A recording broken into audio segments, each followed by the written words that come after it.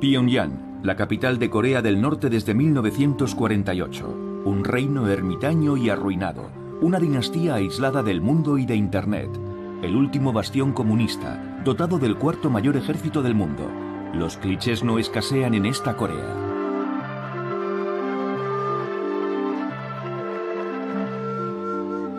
Pero ¿qué sabemos en el fondo de este país, aparte del hecho de que hay dos Coreas?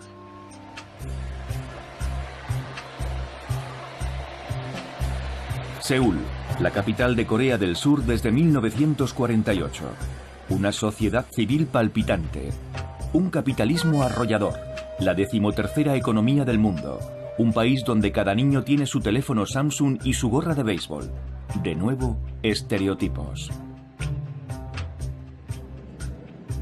¿Cómo contar la historia de Corea cuando hay dos? Dos historias. Dos países con nombres diferentes. Dos estados con banderas incompatibles y con sociedades enfrentadas, separadas tras 60 años de conflictos.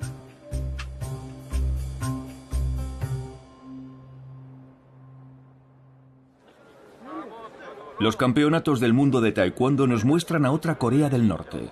Acuden 800 deportistas de 80 países. Pero no de Corea del Sur. No se les permite visitar a sus hermanos enemigos. No pueden ver el nuevo Pyongyang con sus portátiles, sus tienditas, sus intercambios y hasta sus anuncios. Entre el sur y el norte desde hace 3 generaciones, todo encuentro, todo telefonazo, toda carta son un asunto de Estado.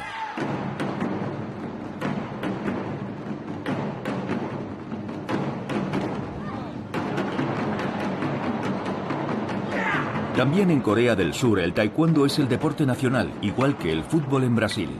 Vienen atletas de todo el mundo, salvo de Corea del Norte.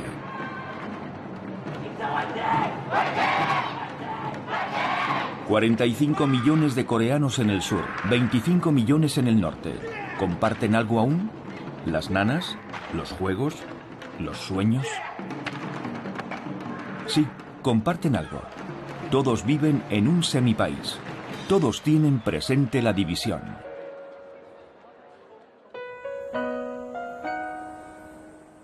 Desde 1945, la ultramilitarizada zona desmilitarizada, la DMZ, separa a la nación coreana como una inmensa herida de guerra.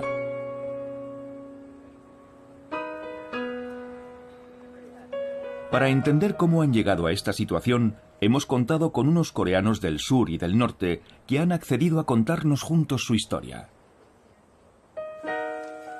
Lo hacen por primera vez en esta película. Por culpa de la DMZ, la mayoría de ellos no ha podido verse antes. Corea, ¿la reunificación imposible? Primera parte, hermanos enemigos.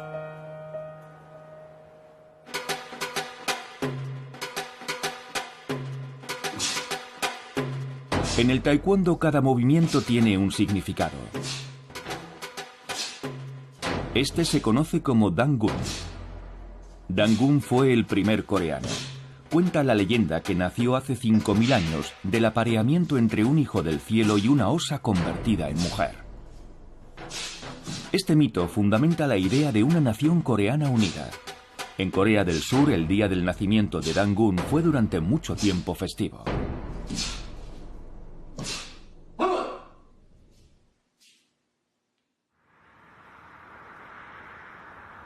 Corea del Norte, llanura de Pyongyang.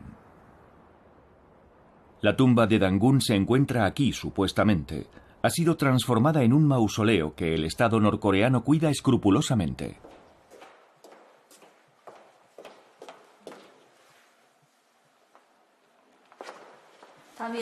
Aquí tenemos la caja que contiene el espíritu de Dangun. Nuestros antepasados han creado una serie de tradiciones en torno a la figura fundadora de Dangun. Todos los visitantes que vienen aquí se dan cuenta de que somos un mismo pueblo, que desciende de Dangun y que ha de reunificarse. Hablamos el mismo idioma, habitamos el mismo territorio. Son cosas que dan que pensar.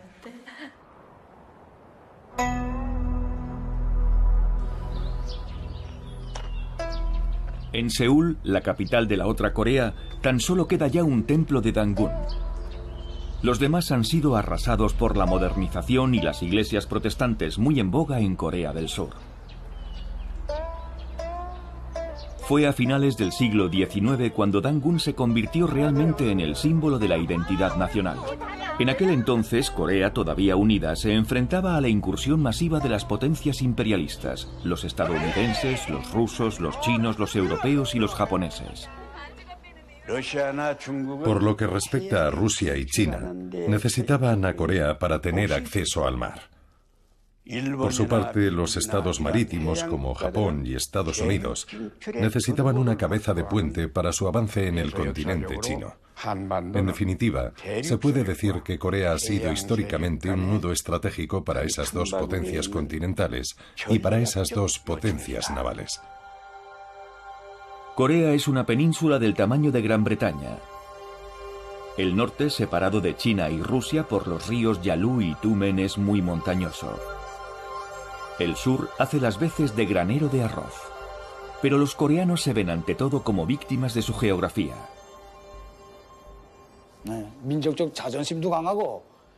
Sí, nuestra nación tiene un sentido exacerbado de la dignidad y el orgullo nacionales. Nuestros ancestros lucharon valientemente contra el agresor extranjero. Eran patriotas, corteses y sabios. Pero si algo era particularmente importante era su unicidad. Aunque hayamos sido invadidos numerosas veces por agresores extranjeros, nuestra nación ha permanecido virgen de toda influencia extranjera durante mucho tiempo. Frente a las presiones extranjeras, el país se retrae, lo que le vale el sobrenombre, aún vigente para Corea del Norte, de Reino Ermitaño. Sin comercio, ni misioneros, ni occidentales, ni tratados injustos. En 1905 Japón vence a Rusia. En 1910 transforma el país en colonia. Estados Unidos no se opone, conformándose a cambio con Filipinas.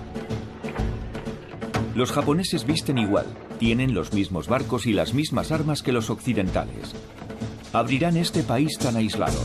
Tren directo de Busan a París, alcantarillado, gas ciudad, tranvía y teléfono. El Estado japonés desarrolla la industria, sobre todo en el norte del país. Cientos de miles de coreanos se trasladan a Japón para formarse y trabajar. La colonización es brutal. Los que se resisten son duramente reprimidos.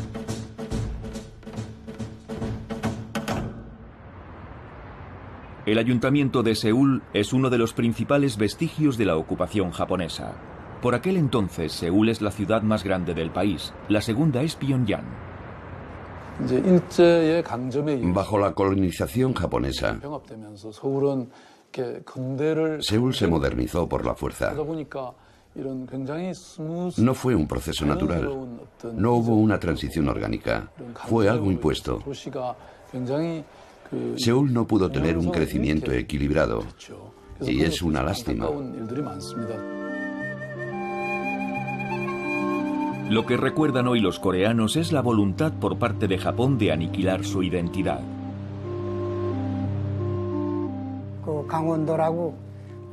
Yo fui a la escuela primaria en una aldea montañosa de la provincia de Gangwon, que se encuentra en la costa este. Hasta nuestros nombres nos obligaban a cambiarlos para que sonaran más japoneses. Nos hacían usar nombres japoneses en vez de nuestros nombres coreanos. Y a los que no lo hacían, como era mi caso, les pegaban los profesores todos los días. A los coreanos nos gusta ir de blanco. Forma parte de nuestra tradición. Pues bien, cuando veían a un coreano vestido de blanco, los policías le tiraban tinta. Menos mal que han desaparecido esas cosas. Lo cierto es que los colonizadores japoneses intentaron arrebatar su identidad nacional a los coreanos.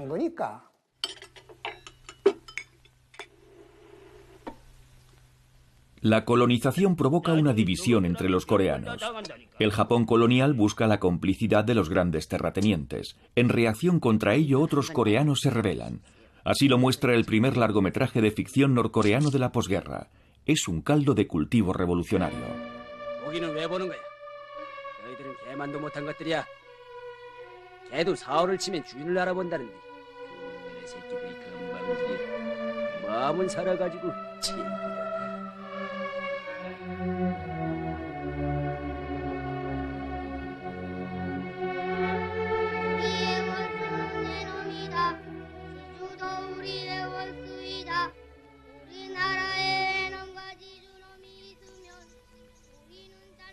Por un lado estaban los coreanos alistados voluntariamente o por la fuerza en la política y el ejército japoneses, y por otro lado los coreanos guerrilleros que luchaban contra ellos en la frontera entre China y Corea.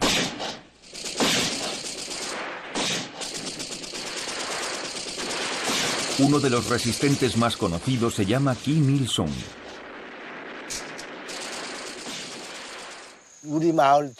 Me sentaba en el suelo y escuchaba las historias que contaban los adultos a los niños, que hablaban de los resistentes antijaponeses escondidos en las montañas, cerca de nuestra aldea.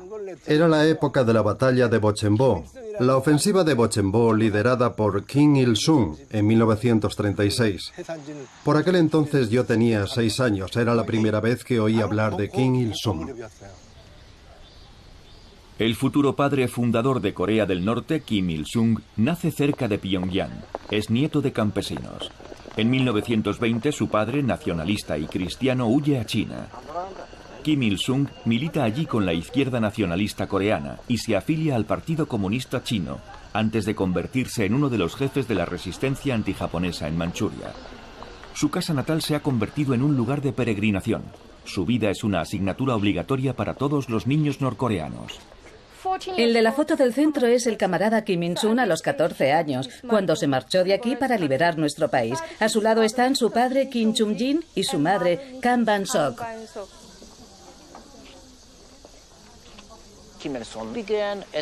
Kim Il-sung empezó siendo comunista, pero a menudo en el este asiático el comunismo no se veía como una forma de resolver los problemas sociales, sino de conquistar la independencia nacional. La idea era crear un Estado fuerte, poderoso, no tener que depender de nadie. Así que en el este asiático y en Corea el comunismo era una doctrina de corte muy nacionalista. No es solo la casa de nuestro camarada Kim Il-sung, es la casa de nuestro pueblo, la cuna de nuestra revolución.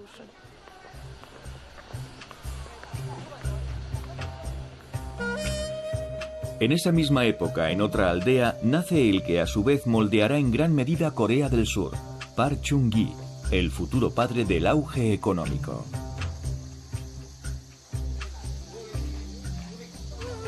Nació en esta casa en 1917. Era el menor de 5 hermanos y 2 hermanas. Estudió aquí, hasta que a los 20 años se hizo maestro. Park Chung-gi empieza siendo maestro, ataviado con el uniforme y el sable japoneses. Pobre pero ambicioso, aprovecha la oportunidad cuando Japón ataca a China. En 1937 es ascendido a oficial imperial en Manchuria. Park Chung-gi y Kim Il-sung tienen unas vidas paralelas muy interesantes. Park Chung-gi también fue a Manchuria, pero en unas circunstancias muy diferentes. Se convirtió en oficial del ejército imperial japonés. Por lo tanto, y pese a que los dos proceden del mismo entorno, de algún modo, Kim Il-sung y Park Chung-gi acaban situándose en bandos opuestos en la lucha entre colonialistas y anticolonialistas. No hay pruebas de que hayan llegado a combatir uno contra otro, ni siquiera de que hayan estado en Manchuria en el mismo momento. Pero está claro que Kim Il-sung consideraba como sus enemigos a quienes, al igual que Park Chung-gi, colaboraban con los militares japoneses.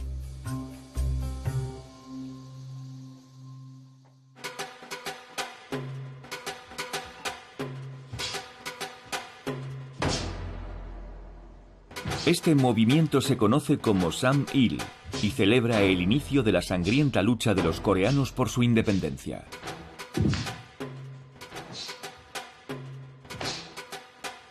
Entre 1937 y 1945, la Guerra del Pacífico acentúa la fractura entre los coreanos. Pero cuando Japón es derrotado, Corea espera recobrar al fin la libertad.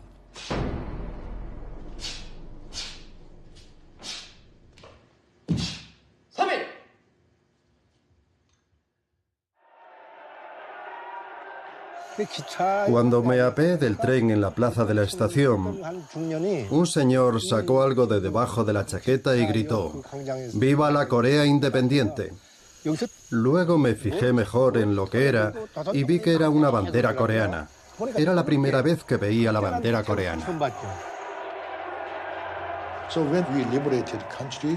Tras la liberación del país, todo el mundo estaba muy exaltado. Pero la verdad es que no sabíamos qué hacer aparte de gritar: ¡Hurra! ¡Viva la Corea independiente! El resto es historia.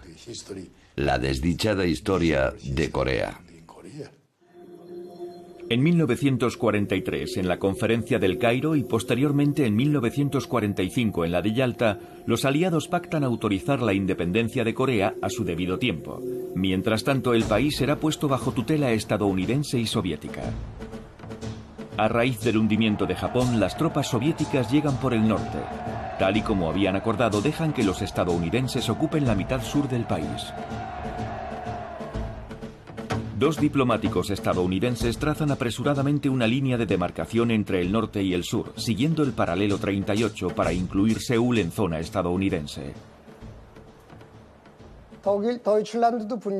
Alemania acabó dividida en dos, porque había comenzado una guerra agresiva y la había perdido. En nuestro caso, la división nos fue impuesta por unas potencias extranjeras. No fue cosa nuestra. En el sur, un exiliado llamado Syngman Rhee toma el poder con el apoyo de Estados Unidos. Juntos se proponen aplastar a los comités populares que han ido emergiendo por todo el sur, aunque para ello tengan que rehabilitar en el ejército y la policía a los antiguos colaboracionistas pro-japoneses. Entre 1945 y 1948, las organizaciones sindicales se enfrentaron al gobierno militar estadounidense. Los agricultores se sublevaron contra la presencia estadounidense, que entre otras cosas no logró racionar la comida de forma equitativa ni llevar a cabo una reforma agraria. Existía una oposición abierta y tensa entre la izquierda y la derecha. Luego, naturalmente, el gobierno militar estadounidense intervino y tomó partido por la derecha. La represión se cobrará decenas de miles de víctimas.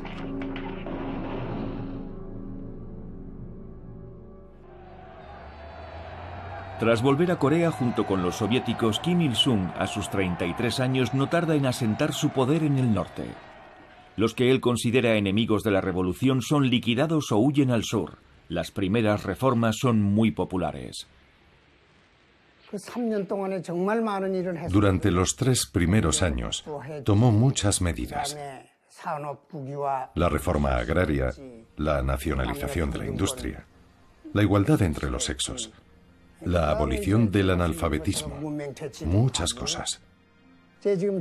Me acuerdo sobre todo de los aldeanos de todas las edades y de ambos sexos que venían todas las noches a mi casa para aprender juntos a leer y escribir. Eso se me ha quedado grabado a fuego en la memoria. El 15 de agosto de 1948, Syngman Rhee, recién elegido presidente, proclama la República de Corea. A su lado, el general estadounidense MacArthur. 3 semanas más tarde, Kim Il-sung proclama la República Popular Democrática de Corea, reconocida por el bloque comunista. Las dos grandes potencias modelaron cada una su propio estado, pero el control soviético sobre el norte era considerablemente más estricto que el control estadounidense sobre el sur.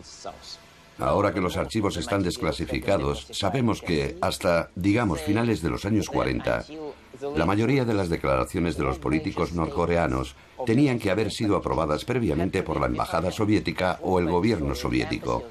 La constitución norcoreana fue corregida personalmente por el propio Stalin.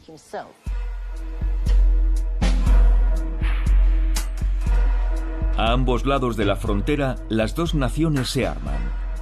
El paralelo 38 se vuelve cada vez más infranqueable. El telón de acero parte a Europa por la mitad. Aquí la Guerra Fría convierte un mismo país en 2 estados, 2 mundos, 2 visiones radicalmente opuestas y dispuestas a morir con tal de reunificar el país.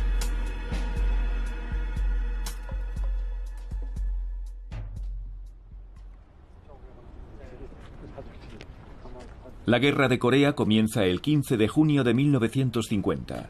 Para los coreanos del norte, el responsable de la guerra es Estados Unidos.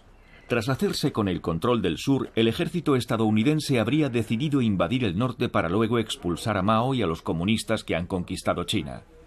Apoyado por sus hermanos soviéticos y chinos, Kim Il-sung dirigió valientemente a los ejércitos del norte desde este despacho, infligiendo a los invasores una humillante derrota.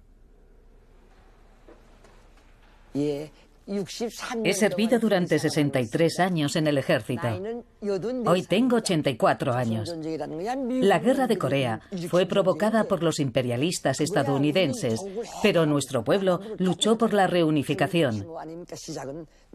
Al principio bajamos al sur para liberarlo, para que toda Corea pudiera vivir bajo un mismo techo, como una familia.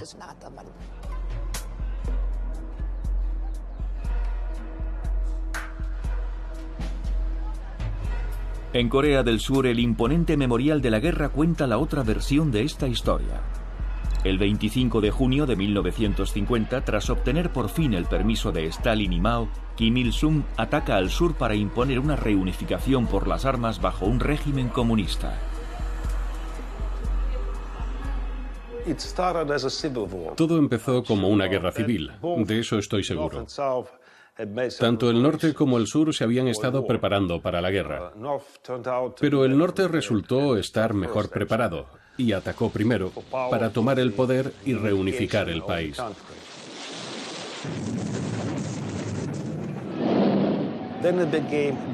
Luego el conflicto se internacionalizó enmarcándose la Guerra Fría, que enfrentaba a la Unión Soviética y a China por un lado y a Estados Unidos y a los occidentales por otro.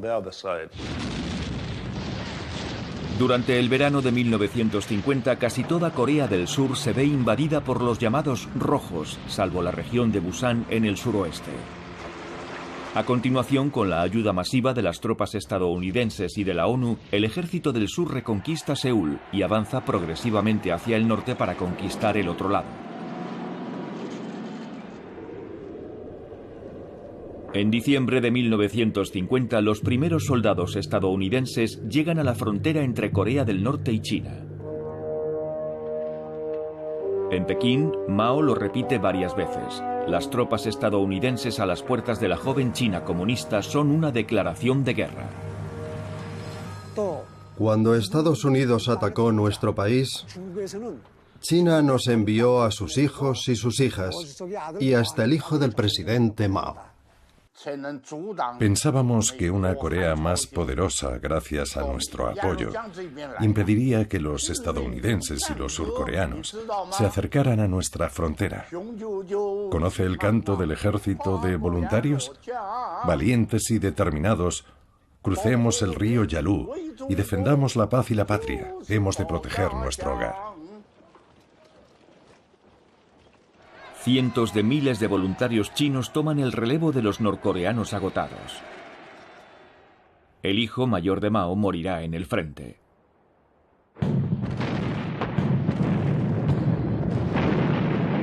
La retirada de los estadounidenses se convierte en una catástrofe. Los soldados estadounidenses que no se ven sumergidos por las oleadas de soldados chinos se congelan. Allá donde pueden embarcan hombres, materiales y algunos miles de refugiados coreanos harapientos. El puerto estaba atestado por la aglomeración de Wonsan y no podía subir todo el mundo a bordo. Yo, como estaba solo, pude subir al barco. Pensé que volvería a casa en una semana. Me llevé solo un libro. No nos íbamos por una cuestión de libertad, era por pura supervivencia. Decían que si nos quedábamos, pronto estaríamos muertos o nos tirarían una bomba atómica. En medio de ese caos aparece por primera vez en Corea el arma nuclear.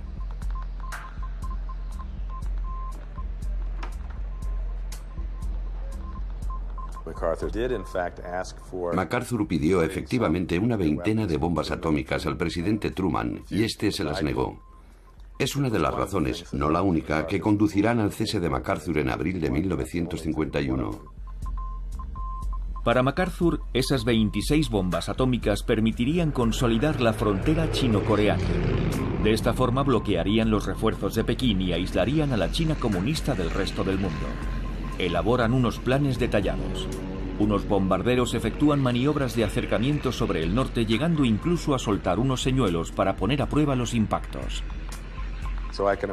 Tuvo que ser tremendo ver llegar desde un búnker norcoreano esos bombarderos B-29 procedentes de Japón, sin saber si soltarían una bomba atómica de verdad o una falsa.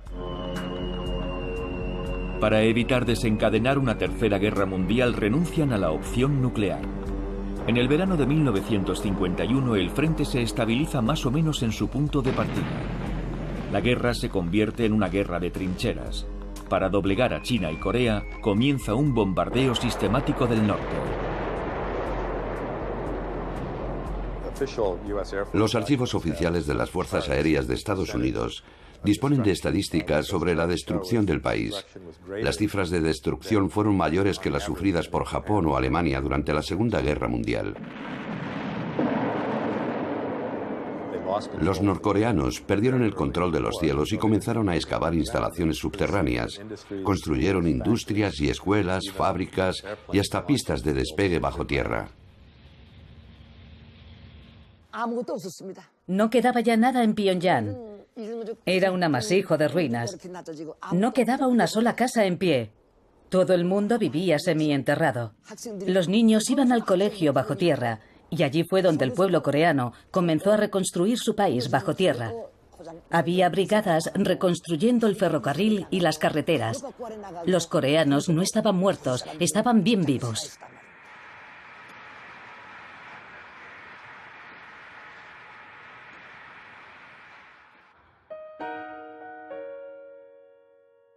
Corea del Sur está igual de devastada.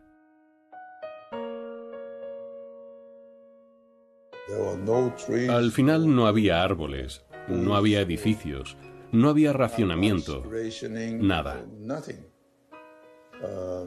No se podría hacer nada, porque todo estaba destruido y el pueblo era ignorante. No tenía educación.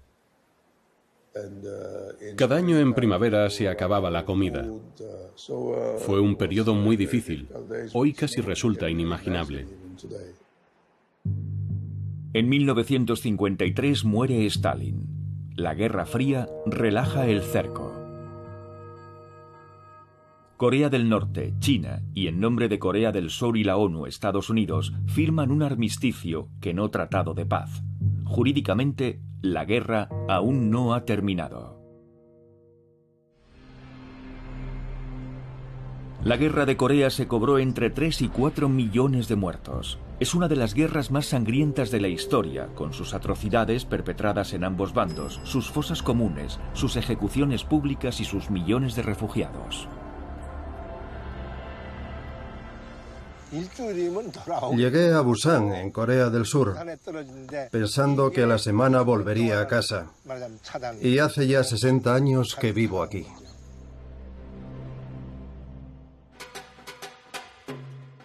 Este movimiento se conoce como Juche y es la ideología política de Corea del Norte, que asegura que los coreanos son autónomos y como tales son los amos de su propio destino. La nación toma cuerpo de forma natural en su líder supremo. Esa mezcla de autosuficiencia y autodefensa muy diferente del marxismo ortodoxo resuena profundamente en la mentalidad coreana. En el sur, la ideología Juche está terminantemente prohibida, pero sus dirigentes buscan también una vía nacional autónoma. Pyongyang hoy encarna el entusiasmo de un pueblo que se ha puesto manos a la obra.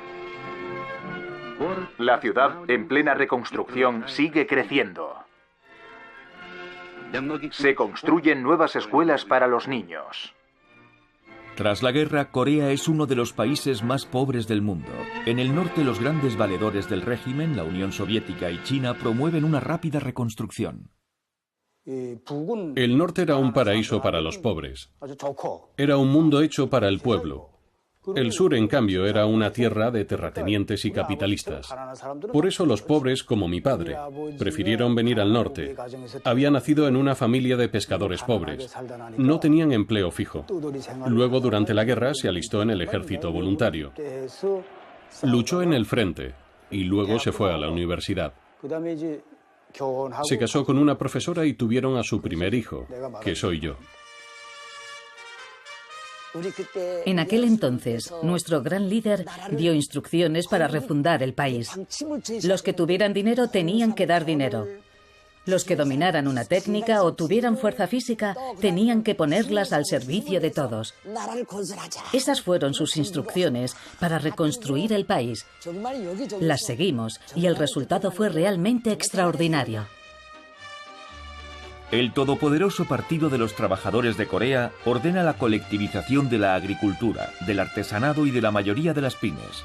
La comida se reparte en función del mérito. Los trabajadores son los que más reciben y las familias de los antiguos colaboradores de los japoneses los que menos.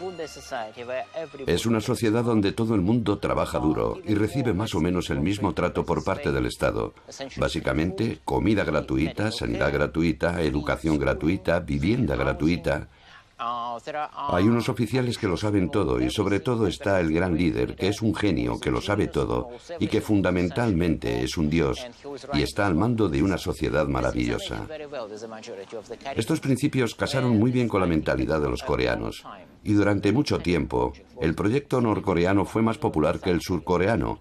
Era atractivo porque era una utopía agrícola, un paraíso para campesinos. Rusia proporciona las fábricas y China la mano de obra y los materiales. Alemania Oriental reconstruye una ciudad entera y Checoslovaquia ofrece autobuses. Todos se vuelcan con Corea, que no deja de ser un escaparate del socialismo. Estados Unidos había dicho que no seríamos capaces de reconstruir nuestro país en menos de 100 años. Pero ya desde el final de la guerra, nuestro pueblo unido ha sido capaz de reconstruir nuestra ciudad en 10 años, partiendo de un proyecto previo.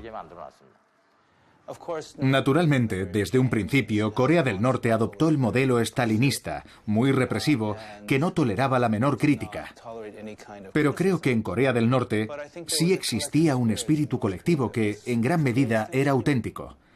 También ayudó el hecho de que gran parte de la industria colonial se encontrara en el norte del país. Aunque en términos absolutos Corea del Sur recibió mucha más ayuda económica que Corea del Norte, Corea del Sur no supo sacarle tanto partido a esa ayuda. Corea del Norte sí supo hacerlo, y a finales de los años 50 vivió una especie de milagro económico. Posiblemente tuviera la mayor tasa de crecimiento industrial del mundo. Hoy Seúl ha recobrado casi su rango entre las capitales nacionales del mundo. Allá donde antes se agazapaban los francotiradores, hoy las amas de casa de Seúl hacen la compra tranquilamente. Pero queda aún mucho por hacer para que renazca completamente Corea, empezando por Seúl. Sigue habiendo más de 1 millón de sin techo y cerca de 100.000 huérfanos a cargo del Estado.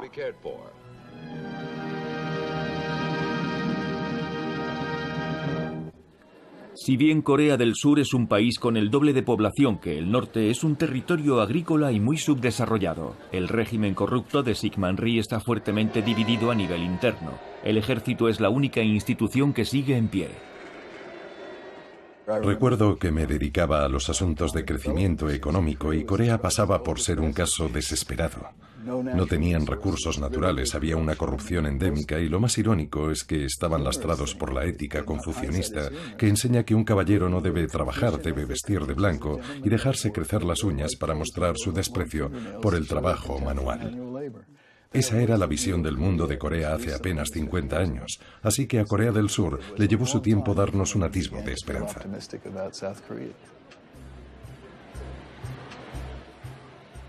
Nací en 1951, durante la guerra. Siempre teníamos hambre. Nos vestíamos con harapos. Siempre estábamos enfermos. Y cuando nos poníamos enfermos, no teníamos la posibilidad de ir al hospital, porque no había. Además, hacía mucho frío. Mi sueño era que me regalaran al menos un par de calcetines por año nuevo, en invierno, cuando aún hacía mucho frío. Por suerte, hoy tengo muchos calcetines. Devastada por la guerra, Seúl se ve además invadida por los campesinos que huyen de la miseria rural. Las chabolas son legión. Por todas partes se extienden los grandes conjuntos urbanos, símbolo de este nuevo modelo urbano a la occidental. Mientras que en Japón la occidentalización se produjo hace 100 años, de la mano de Inglaterra y Europa, a Corea llegó un poco durante la colonización japonesa, pero sobre todo gracias al ejército estadounidense. Es lo que llamábamos cultura GI.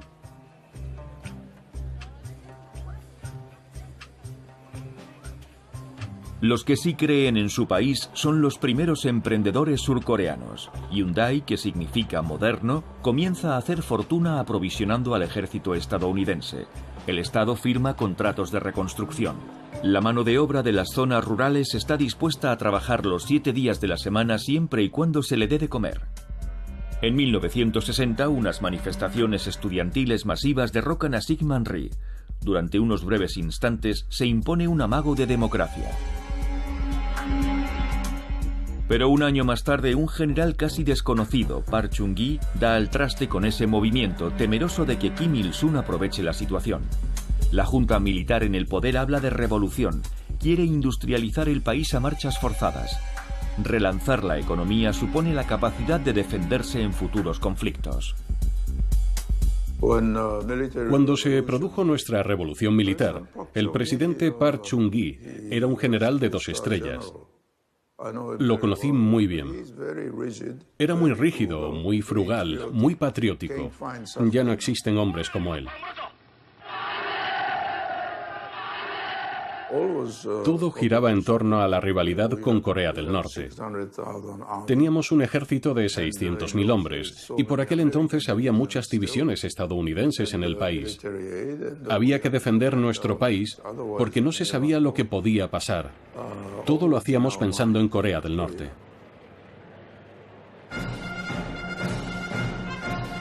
Park se compara con Bismarck, Napoleón o Ataturk. Empieza tranquilizando a Washington, inquieto porque su hermano había sido un insurgente comunista. Envía a millones de mineros y enfermeras a Alemania, de donde traerán divisas al país. Lanza un plan quinquenal, industrias pesadas y exportaciones de todo tipo. Grandes grupos multifunciones como Hyundai, Samsung o Daewoo reciben ayudas a cambio de observar las exigencias del Estado. Necesitábamos inversiones para desarrollar nuestra economía. Lo que hizo Park Chung-gi fue normalizar las relaciones con Japón, lo que le permitió recibir $300 millones en concepto de reparaciones de guerra, y un préstamo de 200 millones que usó para financiar proyectos como la construcción de autopistas y barcos. Gracias a esas ayudas, la industria pudo despegar. A partir de 1965, Park envía a 2 de sus mejores divisiones para apoyar a Estados Unidos en Vietnam. Sus sueldos sirven al Estado en sus proyectos de desarrollo. Ello también permite garantizar el apoyo de Washington en la zona desmilitarizada.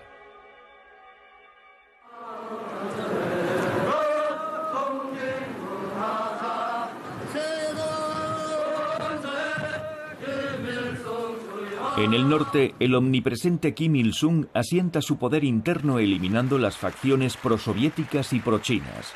Su objetivo es no depender más de sus grandes vecinos. Lo mejor que pudo pasarle a Kim Il-sung fue la rivalidad entre China y la Unión Soviética. Básicamente le permitió obtener financiación de ambas partes en recompensa por su neutralidad. Fue una gran estrategia. Era un maestro de la manipulación. Y yo diría que tuvo mucho éxito. Esa voluntad tan feroz de autonomía lo convierte en un héroe de los países no alineados, como Indonesia, Yugoslavia, Madagascar o Camboya, cuyo rey pasará incluso 2 años en el exilio en Pyongyang. Aquí, la ideología no es el marxismo-leninismo, ni siquiera el comunismo. Es el Kim Il-sungismo, que se caracteriza por el juche. El juche quiere decir contar con uno mismo, con sus propios recursos, su propio esfuerzo y espíritu de sacrificio para desarrollarse y defender el país. Es un ideal hermoso. Durante 20 años la economía planificada cumple sus promesas. Hasta la CIA está impresionada por el número de escuelas y la reducción de la pobreza. Las abundantes materias primas, hierro y carbón en particular, se exportan a Japón y Europa, pero el sistema enferma poco a poco.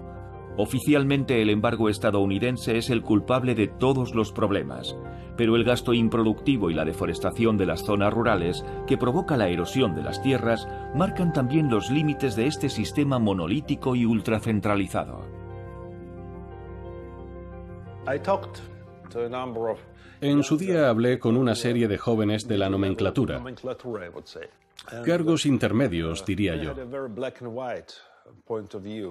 Tenían una visión muy maniquea de las cosas. Estas eran las cualidades más apreciadas en el sistema de Corea del Norte.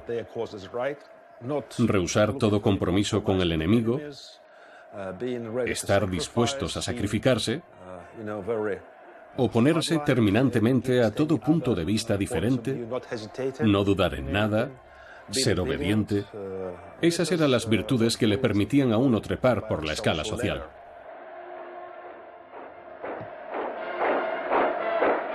En términos de renta per cápita, Corea del Norte siempre fue más rica que Corea del Sur hasta 1975.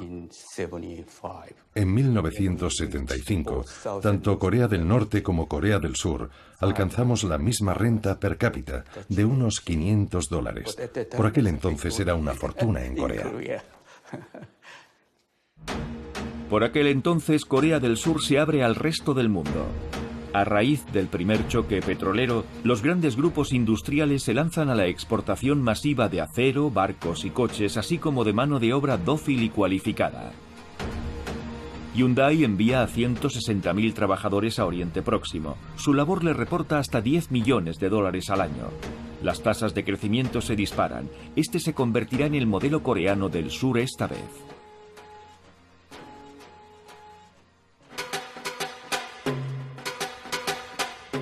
Este movimiento se conoce como Tong-il o reunificación. Es lo que desea el pueblo coreano desde 1945. La Guerra de Corea y la Guerra Fría han hecho imposible la reunificación por las armas. Pero para que haya un acercamiento han de poder al menos reunirse, hablar, pensar en soluciones. Pero no es fácil, cuando el paralelo 38 está cerrado a cal y canto.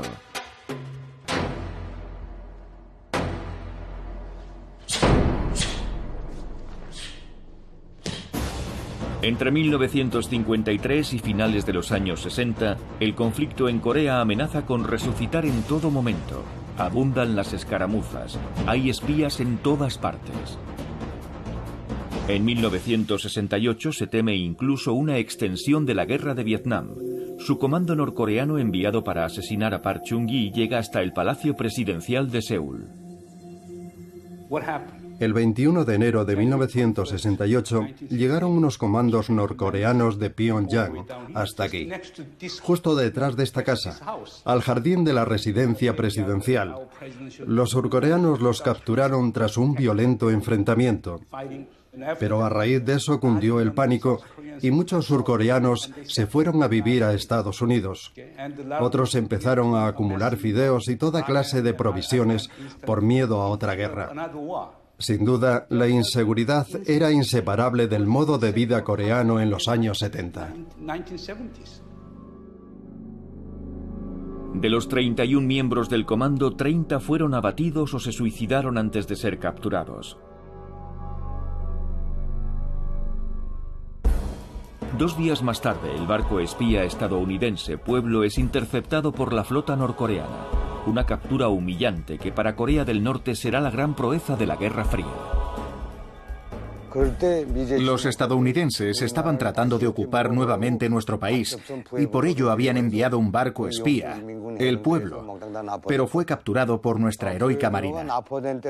Al cabo de un año liberamos a la tripulación del barco, lo que significa que el asunto del barco Pueblo estuvo en el corazón de la actualidad durante todo ese año. Era mi primer año de servicio militar. Todas estas escenas fueron filmadas en aquella época. Se encuentran en nuestros archivos. Entre los soldados a los que liberaron había uno que temía que los volvieran a detener. No paraba de mirar hacia atrás y todo el mundo se reía de él. La liberación tuvo muchas escenas de este tipo.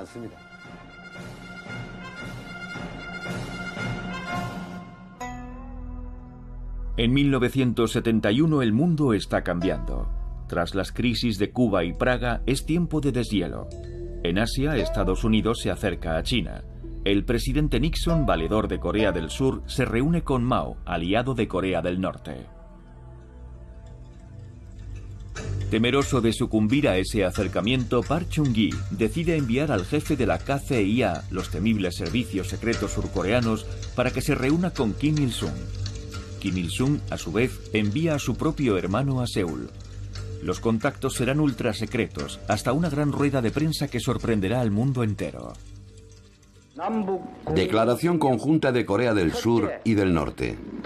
En primer lugar, la reunificación se debe emprender de forma autónoma, sin depender de ninguna potencia extranjera ni de su intervención. En segundo lugar, la reunificación no debe llevarse a cabo por las armas, enfrentándonos unos a otros, sino de forma pacífica. En el norte la reunificación es un tema muy popular. Pyongyang ha aceptado la existencia de dos sistemas. Tal y como muestra este fresco, Kim Il-sung propone ya en 1970 un Estado federal que coordine el norte y el sur, tan diferentes. Es la idea que promueven por el mundo sus diplomáticos. Estos primeros contactos, duraderos y de alto nivel, provocan una inmensa ola de esperanza. Las cruces rojas del norte y el sur se reúnen en las dos capitales. Instalan un teléfono rojo. Pero a pesar de esos esfuerzos, los bandos siguen reforzándose.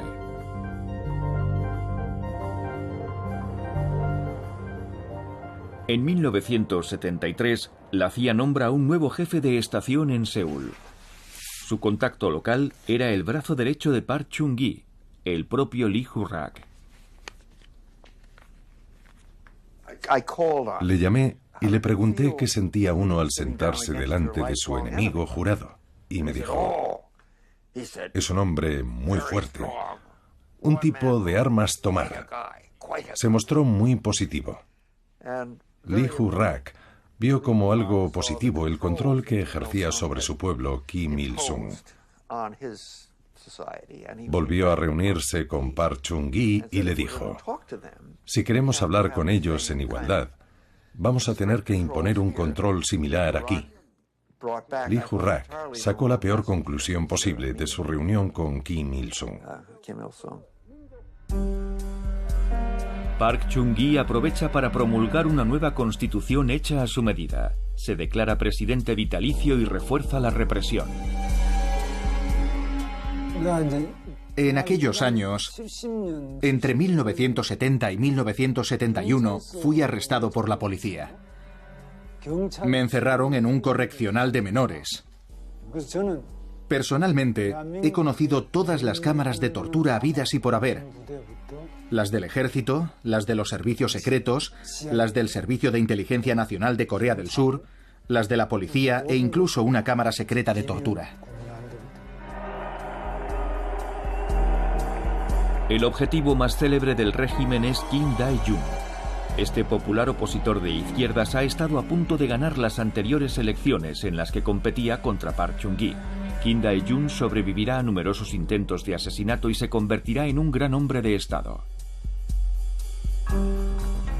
Pero la violenta realidad de la península no tarda en aniquilar el sueño de un rápido acercamiento. En 1974, durante un discurso de Park, un individuo trata de asesinar al presidente. Su guardaespaldas responde abriendo fuego. La esposa de Park muere alcanzada por una bala perdida. El sur acusa al norte de estar detrás de esa muerte. El miedo vuelve a instalarse.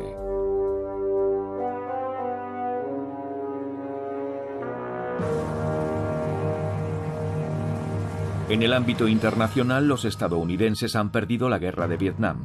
¿Quién sabe si se decidirán un día a retirar los misiles nucleares desplegados en 1958 en Corea del Sur? Park Chung-hee decide dotar a su país de la bomba atómica. Teníamos informes sobre unos surcoreanos que estaban negociando la adquisición de una planta de reprocesamiento nuclear a los franceses, capaz de transformar el combustible del reactor en plutonio de grado militar. Naturalmente, los coreanos nos decían que no era para fabricar armas, sino para su uso civil y otras patrañas. Así que nos pusimos en contacto con el gobierno francés y les dijimos: miren, tenemos a 40.000 soldados jugándose la vida en la península de Corea. Hagan el favor de no desestabilizar más las cosas. Y cancelaron el contrato.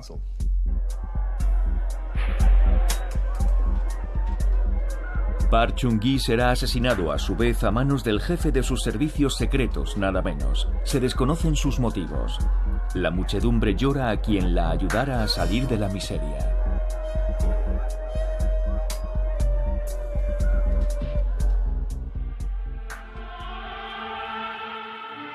Para garantizar su continuidad en el poder, Kim Il-sung ha comenzado a formar a su hijo mayor, Kim Jong-il, para que lo suceda un día.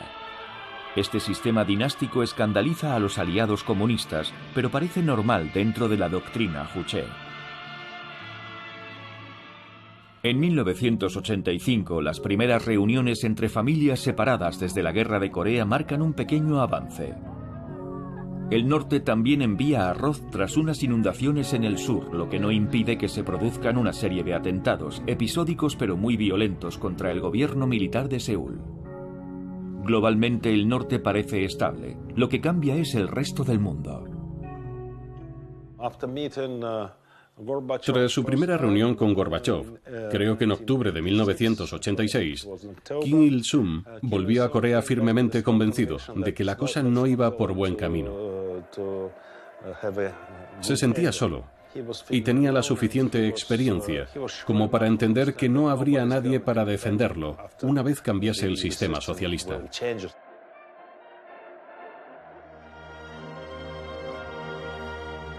Pekín y Moscú se interesan cada vez más por los nuevos mercados surcoreanos y cada vez menos por la economía envejecida del norte. Voy a contarles una historia real. Mao había regalado unos cazas MiG-25 a Corea del Norte. Al cabo de un tiempo, había que hacer una revisión general de los aparatos. Pero en aquel entonces, China ya se había convertido a la economía liberal. Así que la fábrica china les dijo: de acuerdo, lo haremos, pero ¿quién nos va a pagar? Corea del Norte contestó: si nos regalaron los aviones, ¿por qué tenemos que pagar la revisión? ¿Es que ya no somos hermanos? Le enviaron un informe a Deng. ¿Y a que no saben qué les contestó Deng? Ahora también vendemos armas. Tenemos que hacer negocios. Los norcoreanos se enfadaron mucho. Paralelamente, en el sur, el ejército cede por fin tras 10 años de protestas, masacres y manifestaciones. En 1987, Seúl celebra sus primeras elecciones presidenciales libres. Al año siguiente, la nación vive los Juegos Olímpicos como la consagración de esa apertura. Aquellos Juegos Olímpicos dieron a los coreanos un sentimiento de orgullo. Les permitieron darse cuenta de lo que habían logrado y lo que podrían volver a hacer. Se habían abierto al exterior. Los Juegos Olímpicos de Seúl fueron muy importantes. Ningún otro país socialista observó el boicot exigido por el norte, salvo Cuba. El equilibrio de la Guerra Fría se está modificando, pero la Corea unida sigue siendo un sueño remoto. En otras partes del mundo, hasta en Europa, la Guerra Fría se acabó en ese momento, pero en la península coreana sigue en pie.